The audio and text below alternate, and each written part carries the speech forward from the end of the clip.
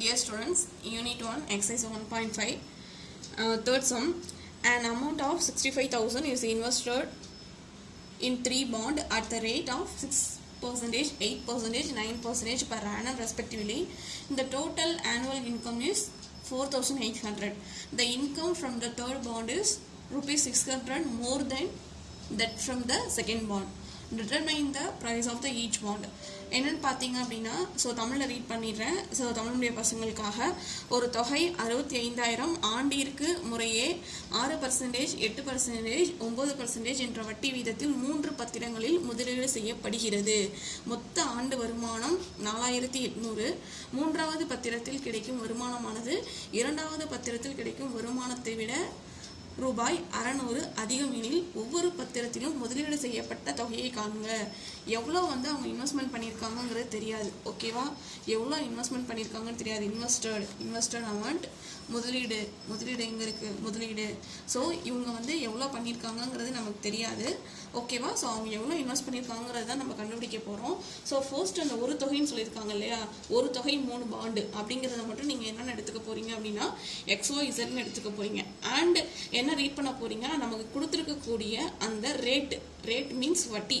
அந்த வட்டி இருக்குல்ல 6%, 8%, 9%, அதை என்ன எடுத்துக்க போறீங்க அப்படின்னா that is 6x 8y 9z = 4,800. அவங்களுக்கு இருக்கக்கூடிய வருமானம் தட் இஸ் இன்வெஸ்ட்மெண்ட், இன்கம். ஓகேவா? முன்னாடி ஃபர்ஸ்ட் பார்த்தது இன்வெஸ்ட்மெண்ட், அடுத்தது அவங்களுக்கு கிடைக்கக்கூடிய இன்கம். ஓகேவா? ஸோ ஃபர்ஸ்ட் இன்வெஸ்ட்மெண்ட், அடுத்து இன்கம். இது ரெண்டுத்தை வச்சு தான் நம்ம போட போகிறோம். ஸோ ஃபர்ஸ்ட் ஈக்குவேஷனில் எது வரும் அப்படின்னா இன்கம் வரும். ரெண்டாவது ஈக்குவேஷனில் என்ன வரும்னு பார்த்தோன்னா இன்கம் சம்மந்தப்பட்டது வரும். மூணாவது ஈக்குவேஷனில் என்னன்னு பார்த்தீங்கன்னா அவங்க ஒரு கம்பாரிசன் ஒன்று கொடுத்துருப்பாங்க. மூணாவது பாண்டை விட ரெண்டாவது பாண்டு தட் இஸ் என்னன்னு பார்த்தீங்கன்னா மூணாவது பத்திரத்தில் கிடைக்கும் வருமானமானது இரண்டாவது பத்திரத்தில் கிடைக்கும் வருமானத்தை விட 600 அதிகம். ஸோ இதை வச்சு ஒரு மூணாவது ஈக்குவேஷன் ஃபார்ம் பண்ணுவோம். ஓகேவா? ஸோ நம்ம சொல்யூஷன் போடலாம். Let the price of bond invested in 6%, 8%, 9% இதெல்லாமே ரேட்ஸ். ஓகேவா? ஸோ அவங்க இன்வெஸ்ட் பண்ணும்போது கிடைக்கக்கூடிய வட்டிகள். ரைட்டா? ஸோ இதை நம்ம என்னென்னு எடுத்துக்க போகிறோம்னா யூஸ்வலாக X rupees, y rupees and z rupees respectively. Okay, எடுத்தாச்சு. by given data. ஸோ நம்மக்கிட்ட கொடுத்துருக்கக்கூடிய an amount ஒரு தொகைன்னு சொல்லியிருக்காங்க இல்லையா, ஸோ an amount அப்படிங்கிறதுனால அந்த given data வச்சு நம்ம என்ன ஃபார்ம் பண்ண போகிறோம்னா x plus y plus z = 65,000. Okay, right. அடுத்து என்னென்னு பார்த்துருக்கோம்னா நம்ம கொடுத்துருக்கக்கூடிய அந்த வட்டி வீதம், இந்த ரேட்ஸ் இருக்குல்ல, இந்த ரேட்ஸ் 3 பாண்டுக்குரிய ரேட்ஸ் கொடுத்துருக்காங்க. ஸோ அதை நம்ம என்னென்னு எழுத போகிறோம்னா பர்சன்டேஜ் அப்படின்னா 60/100 எழுதுவோம் இல்லையா. 60/100 x and second one 8/100 y plus 9/100 z = 4,800. ரைட்டா? ஸோ இதில் என்னென்னு பார்த்தோம்னா கீழே இருக்க ஹண்ட்ரட்ஸ் எல்லாம் கலெக்ட் பண்ணி அந்த சைடு கொண்டு போயிடலாம். ஸோ கொண்டு போனால் 6x + 8y + 9z = இது இங்கே அமுச்சு விட்டிங்கன்னா ஒரு ஈக்குவேஷன் கிடச்சிரும். ஓகேவா? அடுத்து என்னன்னு கவனிங்க.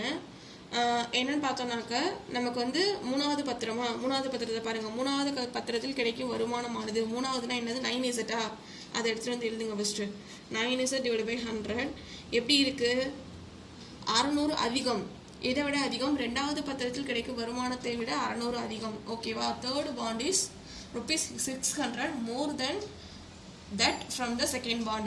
அதனால அதிகமாக இருக்குங்கிறதுனால 600 + செகண்ட் பாண்ட் என்னது 8y/100. ஓகேவா? இப்போ என்ன பண்ண போகிறோம் அப்படின்னா தட் இஸ் ஈக்குவல், இந்த பக்கம் கான்ஸ்டன்ட் இருக்கும். அதனால் கான்ஸ்டன்ட்டை வச்சுட்டு ஒய்யை நான் இந்த சைடு கொண்டு வர போகிறேன். அவ்வளோதான். அப்போ இந்த சைடு கொண்டு வரும்போது என்ன ஆகும்னா -8y/100 plus 9z divided by 100 equal to 600. So இங்கே இருக்கக்கூடிய ஹண்ட்ரட்ஸை இந்த பக்கம் அமைச்சுக்கிறேன்.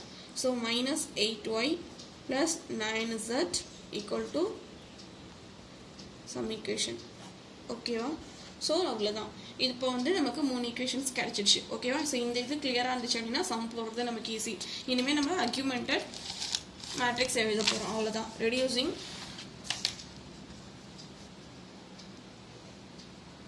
reducing augmented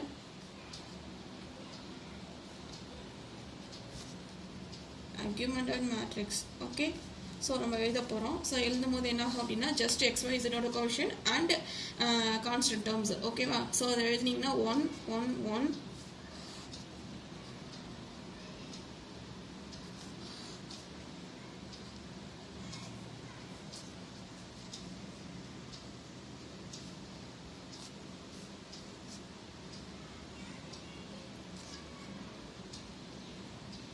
okay fine. இப்போ என்ன பண்ணலாம்னு பார்த்தோம்னா இந்த இடத்துல ஆல்ரெடி ஒரு 0 இருக்குது. ஸோ நமக்கு அடுத்த டார்கெட் என்னென்னு பார்த்தோன்னா இதை 0 ஆக்கணும், அப்படின்னா இதை 0 ஆக்கணும். ஓகேவா? ஸோ இதுதான் நம்மளோட டார்கெட்டாக இருக்கும். ஸோ அதனால் என்ன பண்ணலாம் அப்படின்னா ஓகே இதை வந்து காலி பண்ண போகிறோம். அதுதான் முதல் வேலை. ஸோ இதை காலி பண்ணுறதுக்காண்ட நம்ம என்ன செய்ய போகிறோம் அப்படின்னா R2 minus 6 into R1. Okay, so rough work வந்து ஒன்று போடுங்க அப்படின்னு நான் சொல்லியிருந்தேன் இல்லையா? ஸோ ரஃப் ஒர்க் வந்து கண்டிப்பாக மெயின்டைன் பண்ணுங்கள். மெயின்டைன் பண்ணலாம் உருப்படவே முடியாது. ஸோ இப்போ என்ன பண்ணுங்க அப்படின்னா R1 எடுத்துகிட்டு வந்து எழுதுங்க. ஸோ R1 எடுத்துகிட்டு வந்து எழுதிட்டு 1,65,000 த்ரூ அவுட்டாக 6ஆல் மல்டிபிள் பண்ணிங்க. ஓகே, மல்டிபிள் பண்ணிங்கன்னா 6 6 6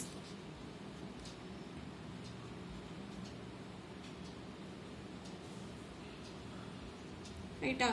இப்போ எழுதி முடிச்சிட்டோம். அடுத்து என்ன பண்ண சொன்னேன்? கழிக்க சொன்னேன். ரைட்டா? R2 நம்மள்கிட்ட என்ன இருக்குது? இதுதான் R2. ஸோ R2 என்னமா இருக்குது? 6 8 9. ஸோ கழிக்கும் போது நான் என்ன பண்ண சொன்னேன்? மைனஸ் 6R1 இதை கழிக்க போகிறோம். ஸோ இந்த டேர்ம்ஸோட கழிக்கும் போது முன்னாடி மைனஸ் சேர்த்துக்கோங்கம்மான்னு சொன்னேன். ரைட்டா? Minus 6 minus 6 minus 6 minus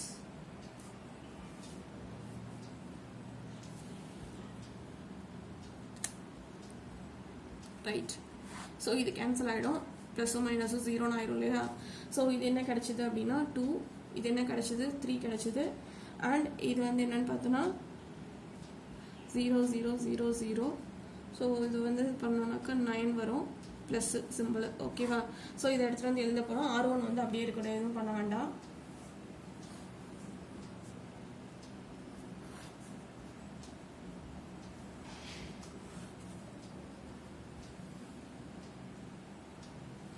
R1 அப்படியே இருக்கட்டும். ரைட்டா? R2 தான் இப்போ நம்ம கண்டுபிடிச்சது. அதை கொண்டாந்து இங்கே எழுதிடுங்க. இதான் நம்ம கண்டுபிடிச்ச ஆன்சரு. 0 2 3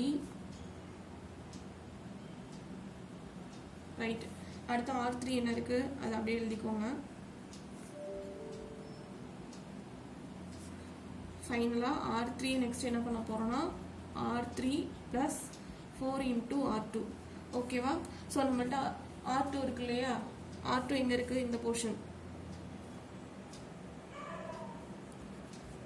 R2 எடுத்துட்டு வாங்க. 0 2 3 90,000. இதை த்ரூ அவுட்டாக 4ஆல் மல்டிபிள் பண்ணிடலாம். பண்ணோன்னாக்கா நமக்கு என்ன கிடைக்கும்? 0 8 12 4 36 0. ரைட்டா? ஸோ இது என்ன பண்ண சொல்லியிருக்கேன்? R3யோட ஆட் பண்ணுங்க அப்படின்னு நான் சொன்னேன். ஆட் பண்ணும்போது நம்ம அதை தூக்கிட்டு வந்து அப்படியே எழுதிக்கலாம், அதனால பிரச்சனை இல்லை. இது வந்து 4R2 ப்ளஸ் R3. ரைட்டா? ஸோ R3 என்ன இருக்குது? 0 மைனஸ் 8 9 60,000. இங்கே 0 ஆயிரும், இங்கே ப்ளஸ் இங்கே மைனஸ், இது 0 ஆயிரும். அண்ட் இதை ஆட் பண்ணும்போது 21 கிடைக்கும். இதை ஆட் பண்ணும்போது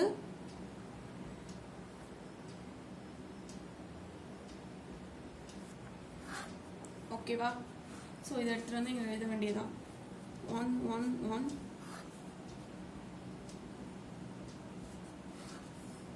0 2 3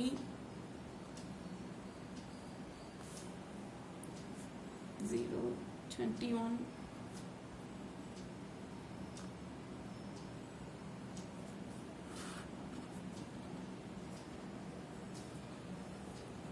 அவ்வளோதான். நமக்கு தேவையானது டார்கெட் என்னன்னு பார்த்தோம்னா டைகோனல் மேட்ரிக்ஸ் வந்து 0 ஆக்க வேண்டியது ஆக்கியாச்சு. x plus y plus z some constant, y plus z some constant, z equal to some constant. ஓகேவா? ஸோ இதை வச்சு நம்ம என்ன பண்ண முடியும் அப்படின்னா ஈக்குவேஷன் ஃபார்ம் பண்ணிக்கலாம். x plus y plus z equal to 65,000. 2y plus 3z equal to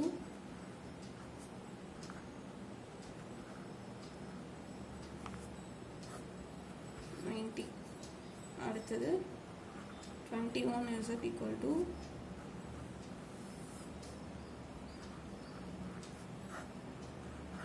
ரைட்டா.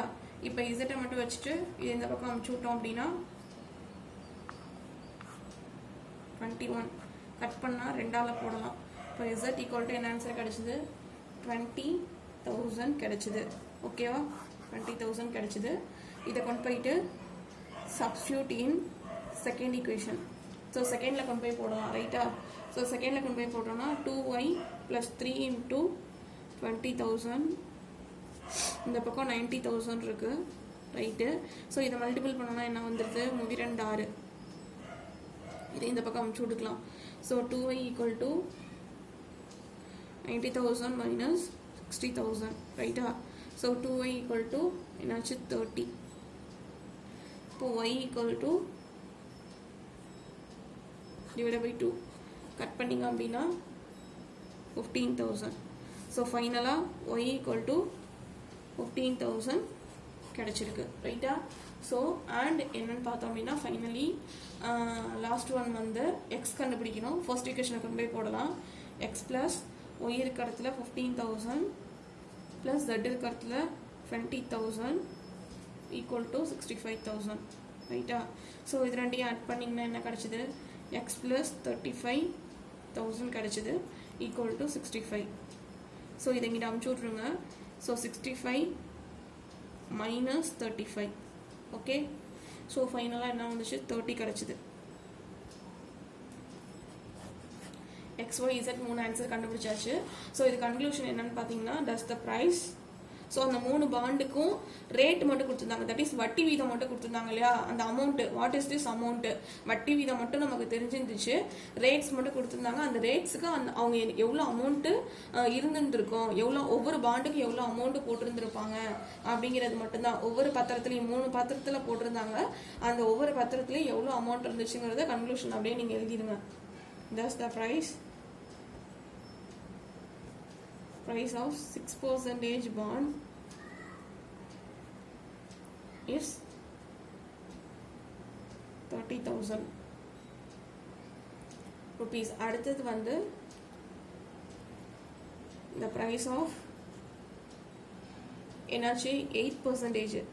8% பாண்டுக்கு எவ்வளோ சேர்ந்துச்சுன்னா 15,000 சேர்ந்துச்சு. Finally the price of 9% bond எவ்வளோ சேர்ந்துச்சுன்னா 20,000. ஓகேவா? ஸோ இதான் வந்து கன்க்ளூஷன். இதான் கன்க்ளூஷன். அவ்வளோதான் முடிஞ்சிச்சு. ஸோ ஏதாச்சும் டவுட் இருந்துச்சுன்னா கண்டிப்பாக கமெண்ட்டில் கேளுங்க. லைக் பண்ணுங்கள், ஷேர் பண்ணுங்கள்.